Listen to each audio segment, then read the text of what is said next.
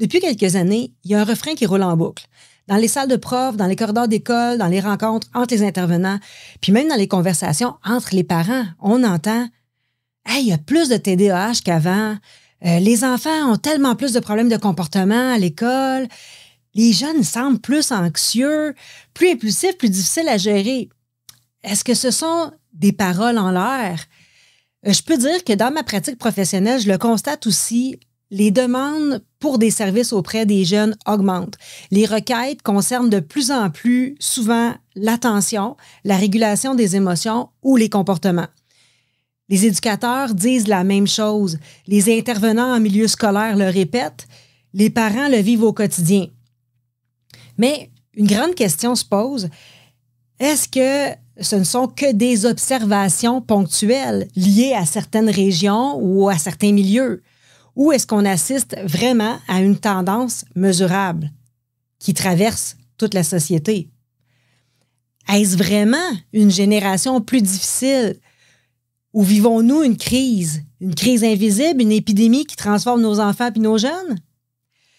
Si ce n'était pas une question de discipline ni de volonté, mais que la tendance observée était bien le reflet d'un déséquilibre collectif enraciné dans nos choix de société. C'est ça la véritable interrogation. Parce que si ce déséquilibre est réel, pouvons-nous l'expliquer? Puis surtout, pouvons-nous agir pour renverser la tendance? Sylvie Ferland, fondatrice et enseignante chez Zoothérapie Mauricie, je demande ton support. Tu aimes le travail qu'on fait? Abonne-toi à la chaîne.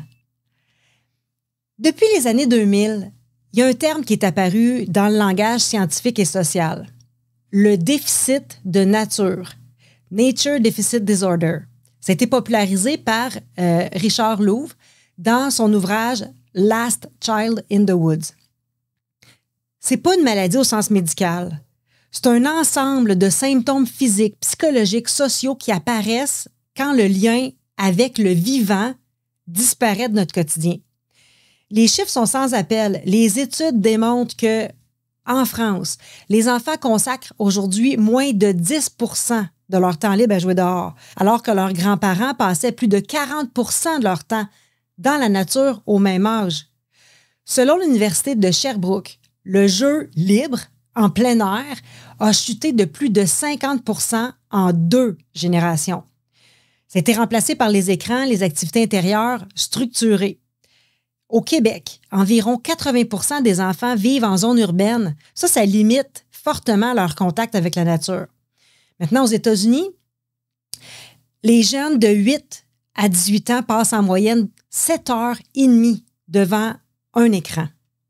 Certaines études montrent que dans les quartiers urbains défavorisés, les enfants vont passer moins de 15 minutes dehors par jour.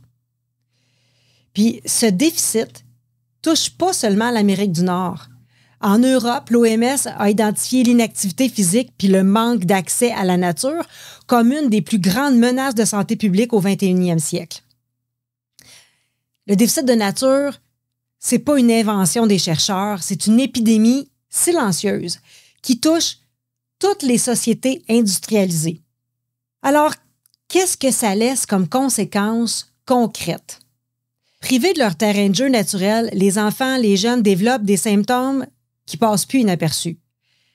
Au niveau de la santé mentale et émotionnelle, selon Statistique Canada, près de 1 jeune sur 4 présente aujourd'hui des symptômes d'anxiété modérés à sévères.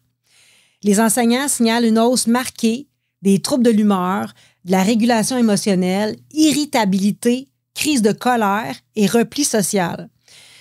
En Europe, les chercheurs montrent que le manque de contact avec la nature est associé à une augmentation de 20 à 30% des cas de dépression et d'anxiété chez les adolescents. Maintenant, les conséquences au niveau développement cognitif et social. Aux États-Unis et au Canada, les diagnostics de TDAH ont doublé en 20 ans. Doublé. L'Université de Sherbrooke souligne que la diminution du jeu libre dehors va entraîner des retards moteurs et sociaux. Fait que donc, moins d'occasions de négocier, de partager, de développer la coopération. Puis dans les écoles, les comportements oppositionnels puis impulsifs sont vraiment en hausse de façon constante. C'est confirmé par plusieurs enquêtes sur le terrain. Les conséquences au niveau de la santé physique, l'OMS estime que 30% des enfants en Amérique du Nord souffrent aujourd'hui d'un surplus de poids puis d'obésité. Quelque chose qui va peut-être te surprendre, la myopie explose dans certaines grandes villes asiatiques. 80 à 90% des adolescents sont touchés. C'est un phénomène qui est lié au manque d'exposition à la lumière naturelle puis l'usage intensif des écrans. Parce que la lumière naturelle, stimule la production de dopamine dans la rétine, ce qui limite l'allongement excessif de l'œil. Moins de temps passé dehors favorise le développement de la myopie, surtout quand ces enfants ou adolescents sont très sollicités par des activités de vision de près. Parce que regarder longtemps de près sur des écrans, ça augmente l'effort d'accommodation de l'œil, favorise la myopisation chez les jeunes. Fait que ça contribue à une diminution de la capacité d'adaptation visuelle entre les distances, entre le loin et le proche. Il y a aussi les risques cardiovasculaires qui apparaissent de plus en plus tôt. C'est lié à la sédentarité et à l'inactivité physique. Il y a peut-être l'effet plus insidieux, la perte du sentiment d'appartenance à la nature. C'est la perte du lien au vivant. Le réseau École et Nature observe que les enfants qui fréquentent peu les milieux naturels vont développer moins d'empathie pour les animaux et l'environnement par la bande pour les êtres humains qui les entourent en général. Le déficit de nature agit comme une carence sociétale. C'est une fissure, c'est invisible, mais dans les fondements de notre communauté. Et chaque année, cette fissure-là, elle s'élargit un petit peu plus. Comment on en est arrivé là? Comment on est arrivé à ce point-là? Les chercheurs identifient plusieurs grandes causes. Il y a l'urbanisation. Plus de 80% des Québécois et Canadiens vivent en ville. En France, les espaces urbanisés représentent plus d'un cinquième du territoire, puis c'est en progression de 19% en 10 ans. En 30 ans, la zone de liberté qui est laissée à nos enfants, c'est la zone de déplacement des enfants, qu'on les laisse aller, ça a diminué de 90%. Alors, numérisation et sédentarité, les jeunes vont passer de 6 à 7 heures par jour devant les écrans. Conséquence, troubles de sommeil, déficit de concentration, surpoids, passivité accrue. Il y a l'éducation qui valorise moins le dehors.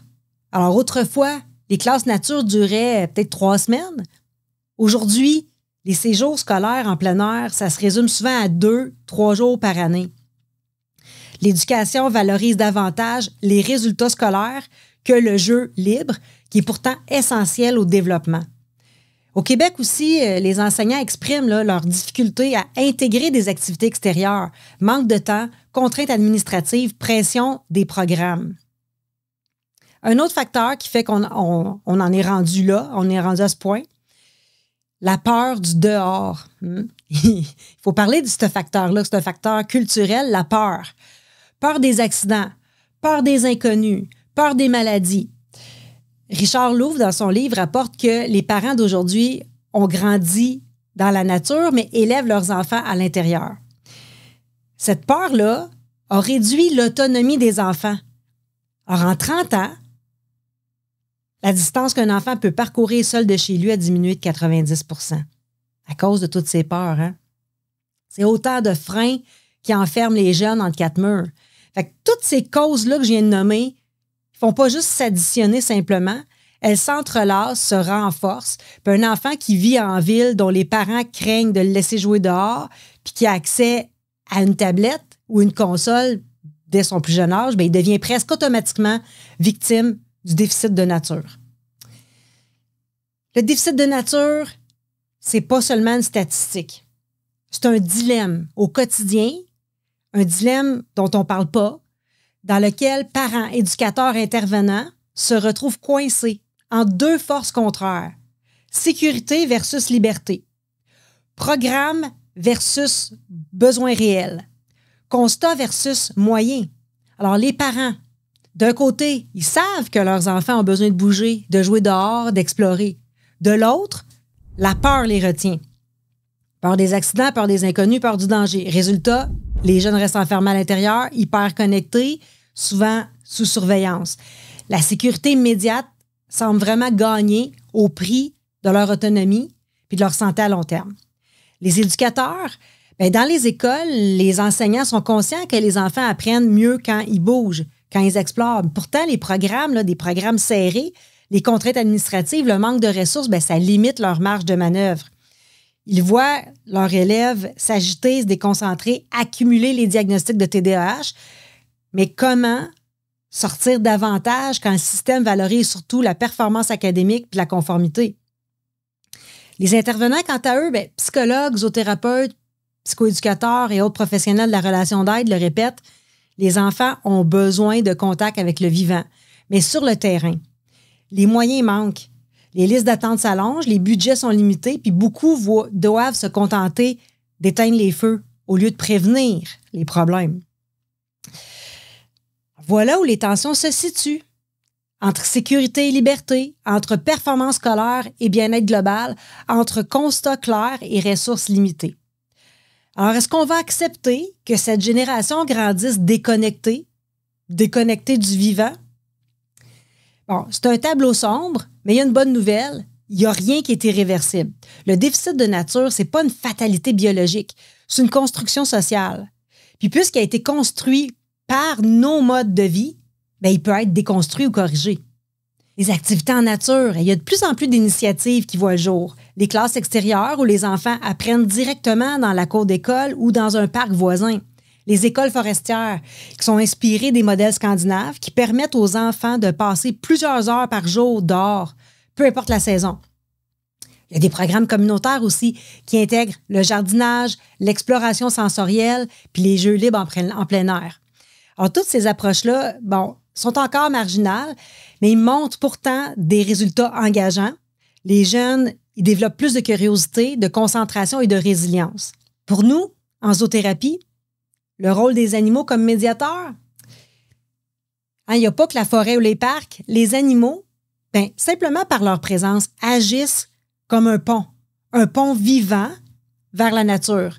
Un cheval, un chien, un lapin, ils deviennent des partenaires qui reconnectent l'enfant à quelque chose de plus grand que lui, le monde du vivant. Puis les recherches montrent que ce contact-là favorise la réduction du stress, la régulation des émotions puis le développement de l'empathie. Puis fait intéressant, on observe une tendance mondiale de prescription nature. Au Canada, des médecins commencent même à délivrer de vraies ordonnances, des ordonnances de nature, marcher en forêt, jardiner, passer du temps dehors. En France aussi, on parle de classes sans mur. Puis ailleurs en Europe, les écoles de plein air gagnent vraiment en popularité. Ces initiatives témoignent d'un virage. Alors, on reconnaît de plus en plus que le contact avec le vivant, c'est un besoin fondamental, puis au même titre que bien s'alimenter ou dormir suffisamment. Alors oui, la situation est préoccupante, mais est aussi porteuse d'une opportunité, celle de repenser notre rapport à la nature, puis d'offrir aux enfants d'aujourd'hui un avenir plus équilibré. La zoothérapie, comme réponse directe, quand le contact avec la nature se raréfie, l'animal devient vraiment une porte d'entrée privilégiée. Un chien, un cochon d'Inde, un lapin, un oiseau, chacun à sa façon, est une pépite, un fragment de nature vivante qui franchit le seuil de la classe, de la résidence ou de tout établissement. Les animaux sont pas seulement des compagnons, ils incarnent le vivant. Alors, à travers eux, la nature, elle sera accessible, même dans un milieu urbain bétonné. Il y a des études récentes en zoothérapie qui confirment l'impact de cette connexion. Dans les projets pilotes québécois, 75% des jeunes ayant participé à des séances avec des animaux ont vu leur stress diminuer et leur motivation scolaire augmenter. Les recherches en Europe, en Amérique du Nord, montrent que les enfants présentant un TDAH voient leurs symptômes d'inattention et d'impulsivité réduits de manière significative. Ça, c'est quand ils participent à des activités assistées par l'animal. Maintenant, en Italie, il y a une étude menée auprès d'enfants hospitalisés qui a démontré que ceux qui ont bénéficié d'interventions de zoothérapie retrouvaient un fonctionnement global supérieur et reprenaient plus vite le chemin de l'école que ceux du groupe témoin. Alors, au-delà des symptômes, il y a un lien réparateur aussi, parce que l'animal, il ne juge pas, il accueille, il ressent, il reflète. Cette neutralité bienveillante permet aux enfants en détresse de se sentir en sécurité, aux adolescents anxieux de relâcher la pression. Chaque séance devient vraiment une expérience du vivant. Puis, avec cette expérience répétée et structurée par le zoothérapeute, ça a un effet thérapeutique naturel, ce qui vient réduire le déficit de nature là où ça fait le plus mal. Notre rôle comme zoothérapeute? Alors attention, ce n'est pas seulement la présence d'un animal à elle seule qui produit le maximum des bienfaits. C'est le cadre professionnel du zoothérapeute qui transforme cette rencontre en intervention significative. Alors, créer un environnement sécurisant pour l'animal et pour l'humain. Observer les réactions fines, posture, respiration, langage non verbal. Utiliser la relation avec l'animal pour développer des compétences sociales, émotionnelles ou cognitives. C'est là que la zoothérapie devient un outil structuré pour lutter contre le déficit de nature et ses conséquences. La zoothérapie ramène vraiment la nature au cœur de la vie des gens, même quand ils n'ont plus accès directement. Elle redonne vraiment une connexion, une expérience concrète du vivant. Quand on parle de zoothérapie, on pense souvent à des effets immédiats, mais il y a une extension de ces bénéfices-là qui sont plus grands que soi. Il faut voir plus loin. Il y a une transformation sociale. Alors, chaque fois qu'on introduit la nature et les animaux dans la vie d'un enfant, on sème une graine qui dépasse le simple cadre thérapeutique. Puis ces expériences-là créent des générations plus sensibles au vivant, plus empathiques, plus respectueuses. Puis cette sensibilité-là se répercute dans leur choix de vie, leur relation, leur rapport à l'environnement. Tu sais, un jeune qui développe de l'empathie envers un animal, il est aussi plus enclin à développer de l'empathie envers ses pairs. C'est une compétence sociale qui est transférable, qui contribue à réduire l'intimidation, les conflits puis l'exclusion. Dans les écoles, les projets de zoothérapie puis des classes extérieures ont montré vraiment qu'il y a une réduction notable des problèmes de discipline, il y a une hausse de la motivation scolaire, puis il y a un meilleur climat social dans les classes. Alors, ça ne change pas seulement le quotidien des enfants concernés, ça change l'écosystème éducatif en entier. Dans les familles, les parents vont témoigner souvent que les effets dépassent la séance même.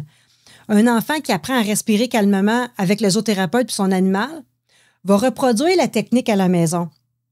Un adolescent qui prend soin, par exemple, d'un lapin développe un sens accru de la responsabilité qui va rejaillir sur ses études ou ses relations. La zoothérapie, ça devient alors vraiment un outil de renforcement familial. Puis au niveau de la société, plus largement, reconnecter les jeunes et les adultes à la nature contribue à une société plus équilibrée. Moins de stress chronique, moins de coûts de santé publique, plus de liens sociaux, des communautés plus solidaires, plus de respect du vivant, une meilleure conscience écologique. Alors, en luttant contre le déficit de nature, la zoothérapie ne fait pas juste aider les individus, elle participe à bâtir une société où l'humain et la nature retrouvent leur place commune. Chaque geste compte. Le déficit de nature, c'est pas un concept abstrait. C'est une réalité qui se mesure dans les classes, dans les familles, dans nos communautés. On le voit dans l'explosion des cas de TDAH, de l'anxiété croissante des jeunes puis de la solitude de nos aînés. Mais la bonne nouvelle, c'est qu'on a le pouvoir de renverser la tendance. Chaque moment passé dehors, chaque contact avec un animal, chaque expérience sensorielle en nature, c'est une graine semée contre l'épidémie silencieuse du déficit de nature. Alors, parents, instaurez de petits rituels dehors, même 15 minutes par jour. Éducateurs, sortez des murs de classe, intégrez le vivant dans vos projets. Intervenants, utilisez la zoothérapie comme un outil structuré et puissant. Puis souvenons-nous, pour protéger, il faut aimer. Pour aimer, il faut connaître. Et pour connaître, il faut fréquenter la nature. Chaque pas dehors, chaque rencontre avec un animal, chaque sourire retrouvé, c'est une victoire contre le déficit de nature.